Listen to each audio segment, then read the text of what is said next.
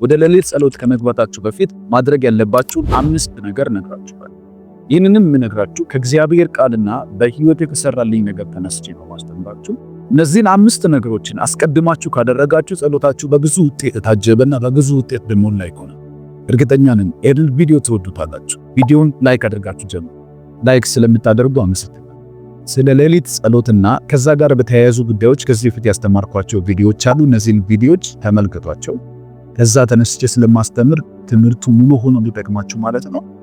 ቀጥታ ወደ ትምህርቱ። ከሌሊት ጸሎት በፊት ማድረግ ያለባችሁ ነገር የመጀመሪያው እንደተነሳችሁ ወደ ጸሎት ከመግባት ይልቅ እግዚአብሔር ከዚህ በፊት ያደረገውን ነገር አስታውሱ። ምን ማለት ነው? እግዚአብሔር ከዚህ በፊት በእናንተ ህይወት ውስጥ ምን አድርጓል? ባለፈው በሌሊት ጸሎታችሁ ላይ፣ ባለፈው በጸሎት ህይወታችሁ ላይ፣ ባለፈው በክርስትና መንገዳችሁ ላይ እግዚአብሔር ያደረገው ታላላቅ ተአምራት ምንድናቸው? እግዚአብሔር የሰራቸው ነጥቦች ምንድናቸው? እነዚህ ነገሮች በደንብ አስታውሷቸው። ይሄ ምን ይጠቅማል ልትሉኝ ትችላላችሁ። ሚሞሪ በጣም ፓወርፉል። ከዚህ በፊት እግዚአብሔር ያደረገውን ነገር ማስታወስ እግዚአብሔር ቀጥሎ ለሚያደርገው ነገር በር ከፋች። በዚህ ምክንያት እግዚአብሔር አምላክ ኢቭን በሌሎች ሰዎች ህይወት ውስጥ ያደረገውን ነገር እያነሳችሁ ሴሌብሬት አድርጉ። እግዚአብሔርን አመስግኑ። አንተ አድራጊ ነህ እያላችሁ እግዚአብሔርን በማመስገን በምስጋና ሐሳብ ውስጥ ሆናችሁ ያንን ነገር በማሰላሰል ላይ 5 ደቂቃ ውስጥ በሌሎች ህይወት ውስጥ ያደረገውን ነገር ሴሌብሬት ስታደርጉ እግዚአብሔር አምላክ ያንን ነገር በእናንተ ህይወት ላይ ይደግመዋል። ለምን መሰላችሁ? እግዚአብሔር ያንን ነገር የማድረግ ፖቴንሻልና አቅም ካለው በእናንተ ህይወት ውስጥ ደግሞ ያንን ነገር የመድገም አቅም አለ። መጽሐፍ ቅዱስ ሲናገር ዘፍጥረት መጽሐፍ ላይ እግዚአብሔር ሔዋንን መፍጠር ሲፈልግ አጥንት የወሰደው ከአዳም ውስጥ ነው። እግዚአብሔር ትላንትና ያደረገውን ቴስቲሞኒ ስታነሱ፣ ትላንትና የሰራውን ተአምራት ስታነሱ፣ ዛሬን ደግሞ ያንን ነገር መልቲፕላይ የማድረግ አቅም እንዳለው ያመናችሁ ያላችሁ። ስለዚህ ጸሎታችሁ ውጤት ያለው ይሆናል። ኃይል ታገኛላችሁ። መንፈስ ቅዱስ በእናንተ ውስጥ ያንን ነገር እንዲደግም በር የከፈታችሁ። አያችሁ፣ እግዚአብሔር አንዳንድ ጊዜ ቴስቲሞኒን ከባለፈው ነው መልቲፕላይ የሚያደርግ፣ ከባለፈው ነው ወደ እናንተ ህይወት ውስጥ የሚያባዝ። ሌላ ምስጢር ልንገራችሁ። ዳዊት ጎልያድን እንዳሸነፈ ሁላችንም እናውቃለን። ዳዊት ጎልያድን ያሸነፈበትን ምስጢር ግን ብዙም ቦታ አንሰጥም። ዳዊት ጎልያድን ሊገጥም ሲሄድ ሰው አላመነበትም። ኢቭን ወንድሙ እንኳን አላመነበትም። የሚያውቁት ሰዎች እሱ ላይ እምነት አልነበራቸው። ነገር ግን ይሄንን ሁሉ ፕሮቮክ አድርጎ ለመግባት አንድ ነገር ነው ያደረገው። እግዚአብሔር ከዚህ በፊት በሱ ህይወት ውስጥ ምን እንዳደረገ እነዛን ነገሮች ለራሱ ማስታወስ ጀመረ። አያችሁ፣ የምታደርጉት ለራሳችሁ የምታስታውሱ። ቀጥሎ ለሚወጣው ኃይል፣ ቀጥሎ ለሚመጣው ድል ይሄ ወሳኝ ነጥብ። ስለዚህ ሚስ እንድታደርጉት አልፈልግም። ዳዊት እንደዚህ ነው ያለው። ትላንት የአባቶችን በግ ስጠብቅ ድብና አንበሳ ወደኔ ይመጣ ነበር። እነዛን የመጡትን ድብና አንበሳን እንደ ጠቦት ይገነጣጥል እንደነበረና በጎቹን ይዘው እንኳን ቢሆን ከጎሮሯቸው ያስጥል እንደነበረ ያንን ነገር ለራሱ አስታወሰ።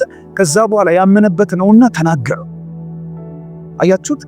ወደ ጸሎት ከመግባታችሁ በፊት ራሳችሁን ማዘጋጀት ያለባችሁ በዚህ መልኩ እግዚአብሔር ያደረገው ነገር ታላላቅ ነገሮችን ማሰብ ማሰላሰልና ለራሳችሁ መናገር መቻላል። ታላላቅ ሰዎች ውስጥ በሙሴ ህይወት ውስጥ እግዚአብሔር ምንድን ያደርግ፣ በያዕቆብ በኢዮብ በተለያዩ ሰዎች ህይወት ውስጥ ምንድን ያደረግ፣ እነዛ ነገሮች ስታስቡ ነፍሳችሁ እምነትንና ኃይልን እያገኘች ትሄዳለች። ዳዊት አንበሳንና ድብን በዛ ጫካ ውስጥ እንደገደላቸው ሲናገር በሌላ አማርኛ እያለ ያለው ምንድነው? ጎልያድን አንተም ከነሱ እንዳንዱ ነው የምትሆነው ዛሬ እያለ። አያችሁ፣ ምስጢር እዚህ ነው ያለው። እኛ ድልን ነው ሁሉ ጊዜ ሴሌብሬት የምናደርገው። ድል የመጣበትን ምስጢር ብዙም አናጠናም። አያችሁ፣ ምስጢር በዚህ ያለ የትላንትናን ተአምር፣ የትላንትናን እግዚአብሔር ያደረገው እጅ ሴሌብሬት አድርጉ። ከዛ በኋላ ወደ ጸሎታችሁ ስትገቡ ያንን ድል ነው እግዚአብሔር ወደ እናንተ ህይወት ውስጥ የሚደግመው፣ መልቲፕላይ ያደርጋል። ስለዚህ በመንፈስ ከመሆናችሁ ምንም ከማድረጋችሁ በፊት ያንን አንተ ካልሆነ ልንገራችሁ፣ ጸሎት ይከብዳችሁ፣ ስራ ይሆንባችሁ፣ ጫና ይሆንባችሁ፣ እንቅልፍ ይላችሁ፣ በመንፈስ መሆን ይከብዳችሁ። መልስ ያለው ጸሎት በዚህ መልኩ የተከባበ ጸሎት። ወደ ሌሊት ጸሎት ከመግባታችሁ በፊት ማድረግ ያለባችሁ ነገር ሁለተኛ፣ እያያችሁ ለመጸለይ ራሳችሁን አዘጋጁ። ምን ማለት ነው? መጽሐፍ ቅዱስ ሲናገር እንደዚህ ይላል። ማቴዎስ ወንጌል ምዕራፍ 26 ከቁጥር 41 ላይ ወደ ፈተና እንዳትገቡ ትጉና ጸልዩ። በእንግሊዘኛው ደግሞ ስታነቡ እንደዚህ ይላል watch and pray። ይሁንና ጸልዩ። እያያችሁ ጸልዩ። ምንድነው ማየት? የምታውቁትን የእግዚአብሔርን ቃል መንፈስ ቅዱስ በልባችሁ በነፍሳችሁ ውስጥ ያመጣላችኋል። ያንን ቃል እያሰላሰላችሁ ያንን ቃል እያያችሁት ነገር እንደተሰራ ነገር እንደሚሆን ቀጥሎ የሚፈጠረውን ነገር በመንፈስ የምታዩትን ነገር ከሁኔታችሁ ውጪ ካላችሁበት ነገር ውጪ መንፈስ ቅዱስ ለእናንተ የሚያቀብላችሁ የእግዚአብሔርን ቃል እያሰባችሁ በዛ ቃል ውስጥ ያለን ነገር እያሰላሰላችሁ ስትጸልዩ ቀጥሎ የምታዩትን ስዕል ይሰጣችኋል። የምታዩትን ቪዥን ይሰጣችኋል። ቀጥሎ ይፍረስ የምትሉት ነገር ሲፈርስ፣ ይጠገን የምትሉት ሲጠገን፣ ይተከል የምትሉት ሲተከል ታያለ። እንቅልፍ እያላቸው ተራራ ይዟቸው ነው የወጣው። ኢየሱስም ሊጸልይ ነው የወጣው፣ እነሱም ሊጸልዩ ነው የወጡት። ታዲያ ልዩነታቸው ምንድነው? ኢየሱስ እየተኛ አይደለም፣ እነሱ ግን እየተኙ እንቅልፍ እያስቸገራቸው። በዚህ መሃል ኢየሱስ ጸሎቱን አቋርጦ መጣና እንደዚህ ያለ ወደ ፈተና እንዳትገቡ እና ምን እናድርግ? ትጉና ጸልዩ የሚለው ወቻር ንቁና ጸልዩ፣ በመንፈስ ሁኑና ጸልዩ። በጣም አጣብቅኝ ውስጥ ገብታችሁ የምትጸልዩ ሰዎች ካላችሁ ያ አጣብቅኝ ውስጥ የከተታችሁ ኬዝ የማይሆን ነገር ሆኖባችሁ ቀጥሎ ሰዎች እንዴት አድርጎ ሊያዋርዷችሁ እንደሆነ እየፈራችሁ ሳይሆን መጸለይ ያለባችሁ እግዚአብሔር ያንን ኬዝ ቀይሮ ለውርደት የተሰበሰቡ ሰዎች እንዴት አይነት ነገር ነው የተፈጠረው እያሉ እየተገረሙ ከእናንተ ጋር እግዚአብሔር እንዲያመሰግኑ ሆነው ነው መጸለይ ያለ። ያንን ነገር እያሰባችሁ መጸለይ ማለት እግዚአብሔር ሊያደርግ ያለውን የእግዚአብሔርን ሳይድ እያሰባችሁ ጸልዩ እያዩ መጸለይ ማለት ይሄ ነው። በዚህ መሃል እንቅልፍ ከየት ይመጣል? በዚህ መሃል መተኛት የሚባል ነገር የምታሰባይ። ስለዚህ እያያችሁ ለመጸለይ ራሳችሁን አዘጋጁ። በባለፈው ቪዲዮ ላይ ከተማርናቸው ነገሮች መሃል አንዱ እግዚአብሔር የጸሎትን መልስ እንደሚያመጣ ተምረን፣ እግዚአብሔር መልስ በሚሰጥበት ሰዓት ከሆነ እየጸለይን ያለነው ኢማጂን እግዚአብሔር መልስ ሲያመጣ በየትኛው መንገድ ነው የሚያመጣው? በምን በኩል ነው የሚያመጣው ካላችሁ እናንተ በምትጸልዩበት ሰዓት ላይ እግዚአብሔር መልስ የሆነን ነገር በመንፈሳችሁ ላይ ጨምሮ ያን ነገር እያያችሁ እያመናችሁ ስትናገሩ አሁን ጊዜው ነውና ተናገሩ የሚል ኃይል አለ ከኋላ ላይ። ከዛ ፒክቸር ከዛ ካያችሁት ከዛ ከምታሰላስሉት ነገር ጀርባ የሆነ የሚገፋፋ ኃይል አለ። ያ የመንፈስ ቅዱስ ኃይል ይባላል። ስለዚህ ያ በዛ ሰዓት የምትናገሩት የመንፈስ ቅዱስን ኃይል ስለሚያንቀሳቅስ መልስ ይሆናል። የእግዚአብሔርን መልስ ተቀበላችሁ ማለት ነው። ከዛ ኃይል ጋር በሚንቀሳቀስ ደስታ፣ ያ ደስታ መጥቷል ማለት መልስ እንደተቀበላችሁ ማረጋገጫ አግኝታችኋል ማለት። መጽሐፍ ሲናገር እንደዚህ ይላል፣ ጠላትን በፊት ለፊት አውጥቶ አጥፈው ይልሃል። ምን ማለት? ጠላት በፊት ለፊትህ እንደወጣ ካላየን ካላሰላሰልን አይገባል።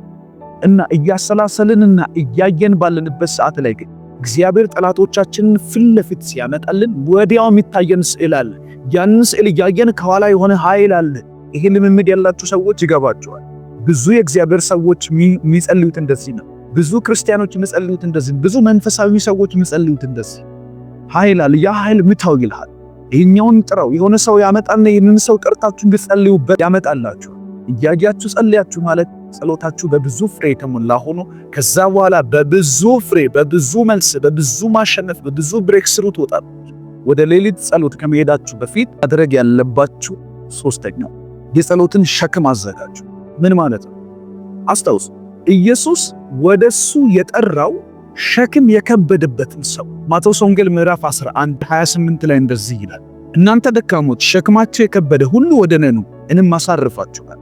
ኢየሱስ የጠራው ሸክሙ የከበደ ሰው፣ መንፈሱ ላይ ያንን ነገር የተሸከመን ሰው፣ ያ ነገር እንዲቀየር በርደን ያለውን ሰው። ስለዚህ አሬንጅ አድርጉ። ከመጀመሪያ በርደናችሁን አዘጋጁ፣ አሰናዱና ወደዛ ወደ ጸሎት ግቡ። እግዚአብሔር ነክቶ ካልቀየራችሁ በስተቀር ልትቀየሩ እንደማትችሉ ለራሳችሁ እያመናችሁ፣ እግዚአብሔር ደግሞ እንደሚቀይራችሁ እያመናችሁ፣ ያ ያለመቀየርን ፔን፣ ያለመቀየርን ህመም፣ ነገር ያለመለወጥን ህመም ፊል እያረጋችሁት ግቡ። እየኖራችሁት ያለው ህይወት በእናንተ ህይወት ውስጥ ያመጣውን ጫናና ህመም፣ ያንን ህመም ይዛችሁ ስትገቡ የሚፈጠረው ነገር አለ። ያንን ህመም ከህይወታችሁ ላይ ያነሳል። ስለዚህ ኮምፕሌን ለማድረግ ለማጉረምረም እንዲህ ነው አይቀየርም እንደኔ ነገር ለማለት አይደለም የምትገቡ። ሸክም እንደተሸከመ ሰው እንደደከመ ሰው እግዚአብሔር ብቻ የመጨረሻ አማራጩና ዋስትናው እንደሆነ ሰው ስትገቡ መንፈስ ቅዱስ እነዚህን ሰዎች ለማገዝና ለመርዳት ዝግጁ ስለሆነ ኢየሱስም የጠራቸው እነዚህን ሰዎች ብቻ ስለሆነ ሸክም የከበደ ሸክሙን የተሸከመ ሰው ወደ ኢየሱስ እንዲመጣ መብታል። ስለዚህ ሸክማችሁን አደራጁ። ጸሎት መጸለይ ስላለባችሁ ብቻ ጸልዩ። ለምን እንደምትጸልዩ ወይንም ምን አይነት ጸሎት እንደምትጸልዩ ከመጀመሪያው ለራሳችሁ አዘጋጁና ያንን በርደን ይዛችሁ በርደኑን ተሸክማችሁ የጤሜዎስ ልጅ በርጤሜዎስ ኢየሱስ በዛ ያለፈ እንደሆነ ባወቀ ጊዜ አያችሁ፣ ይቺው የጸሎት ታይማችሁ ነች። ኢየሱስ በዛ ያለፈ እንደሆነ ባወቀ ጊዜ የምትለው የጸሎት ጊዜያችሁ አድርገን እንውሰዳል። በዛ ሌሊት በምትጸልዩበት ሌሊት ኢየሱስ በዛ እንደሚያልፍ ስታስቡ እናንተ ኢየሱስ እንደሚያልፍ ብቻ ሳይሆን ማሰብ ያለባችሁ እውርነታችሁን ማሰብ አለባችሁ። ይሄንን ህይወት ልመናን አልወደው እየለመነ ነው። አይነ ስውር ነው። መንገድ ዳር ቁጭ ብሎ እየለመነ ኢየሱስ በዛ ያለፈ እንደሆነ ሰማ። ሲሰማ ወዲያው ትዝ ያለው የኢየሱስ ማለፍ ብቻ ሳይሆን የሱ አይነ ስውርነት አንድ፣ ሁለተኛ አይነ ስውርነቱ በሱ ላይ ያመጣበት መጥፎ ኢምፓክት አለ፣ መጥፎ ተጽዕኖ አለ። ያንን ክፉ ተጽዕኖ ልመና የሚባለውን ነገር ህይወት አድርጎ የያዘውን ነገር አልፈለገው። በርደን ይዟል። አያችሁ፣ ተሸክሟል። የማይፈልገውን ፍሎት እየኖረ እንደሆነ አውቆበታል። ያንን እንዲቀይረው አብዝቶ ጮኸ። አብዝቶ ተውል ያሉት ዝም በል እያሉት አያችሁ፣ የሚያጸልያችሁ የተሸከማችሁት የጸሎት በርደን የጸሎት ሸክም ነው። ያንን ሸክማችሁን ይዛችሁ ኢየሱስ ጠርተኝ ነው የመጣሁት ብላችሁ ለመግባት ሸክማችሁን በመጀመሪያው አደራጁ አሬንጅ አድርጉ። እዛ በኋላ ወደ ሌሊት ጸሎት ከመግባታችሁ በፊት ማድረግ ያለባችሁ በጣም ጠንካራ የሆነ ምክንያት እንዳላችሁ እርግጠኛው ስትሮንግ የሆነ ሪዝን መያዛችሁ በጣም እርግጠኛው። ሐዋርያው ጳውሎስ እንደዚህ አለ፣ አባትነት ሁሉ በሚሰየምበት በአብ ፊት እንበረከካል። የመንበርከኪያው ስፍራ ደግሞ የታወቀ ነው። የምትንበረከኩበት ስፍራ አለ። ስፍራ መኝታ ቤታችሁ አይደለም፣ ሳሎንም አይደለም፣ የምትጸልዩበት ቦታ አይደለም። መንፈስ ዓለም ላይ የምትቀርቡበት ፕሌስ አለ። ያ ፕሌስ አብ ፊት ይባላል። የእግዚአብሔር ፊት ነው የምትቀርቡ። መጽሐፍ ቅዱስ በትንቢተ ዳንኤል ምዕራፍ 7 ቁጥር 9 ጀምሮ እንደዚህ ይላል፣ ዙፋን አየሁ አለ። በዙፋኑ ላይ ደግሞ ተቀማጭ ነበር፣ የተቀመጠ አለው ላይ። ስለዚህ ዙፋን ሲያወራ የእንግሊዘኛው መጽሐፍ ትሮን ወይንም ይሄ ንጉስ የሚቀመጥበትን ዙፋን አይደለም የሚያወራው፣ ፍርድ ቤት ነው ያየው። በራእይ ሲመለከት ፍርድ ቤት ነው። ፍርድ ቤት ላይ ደግሞ ዳኛ ሆኖ የተቀመጠ ተቀማጭ አለ። ይሄ ዳኛ ዙፋኑ ላይ የተቀመጠ። ስለዚህ እየቀረባችሁ ያላችሁት ኮርት ነው፣ ፍርድ ቤት ነው። በዚህ ዙፋን ላይ የተቀመጠው ቀጥሎ አርጊውመንት እንደሚሰማ፣ ጉዳዮቻችሁን እንደሚሰማ እርግጠኛ ትሆናላችሁ።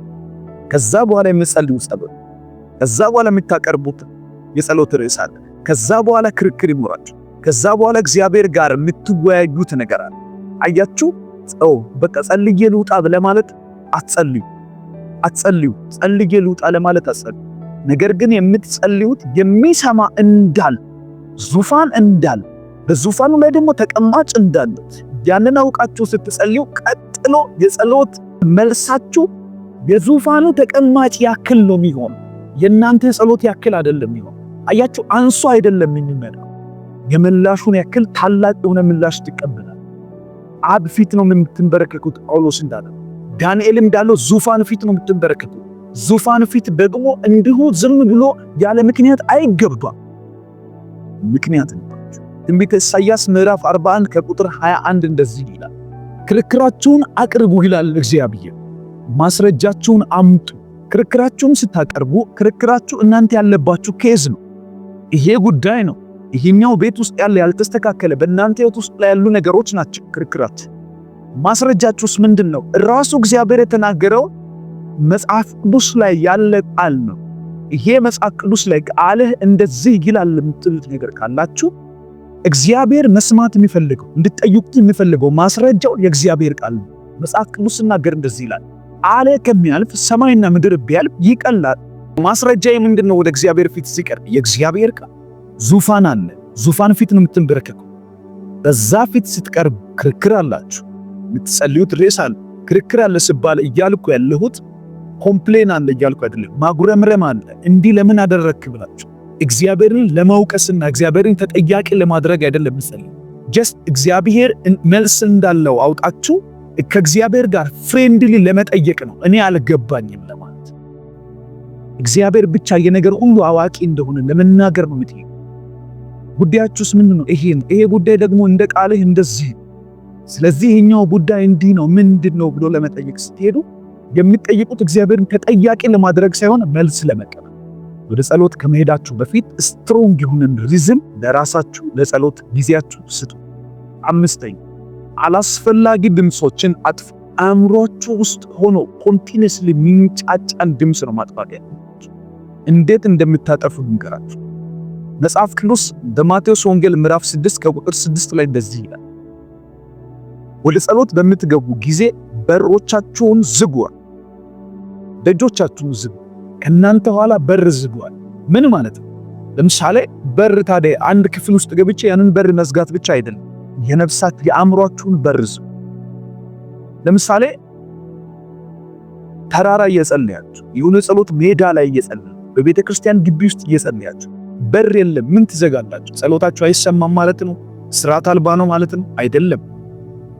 ለካ ይሄ ቃል እየተናገረ ያለው አእምሮአችሁ ውስጥ ያለ ዲስትራክት እያደረጋችሁ ያለውን ነገር ማጥፋት።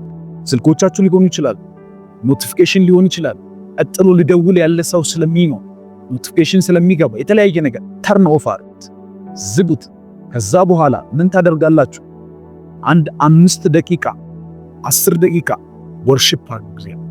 አምልክ፣ መዝሙር ክፈት፣ ፍሰት እስኪፈጠር ድረስ የሆነ ፍሎ እስኪፈጠር ድረስ በእናንተ ህይወት ውስጥ የሆነ ነገር እስኪፈስ ድረስ እስክትረጋጉ ድረስ ስቴቢሊቲ እስኪሰማችሁ ድረስ በደንብ እግዚአብሔር እነዚህን 5 ነገሮች አስቀድማችሁ ካደረጋችሁ እመኑን ጸሎታችሁ ባለብዙ ውጤት ነው።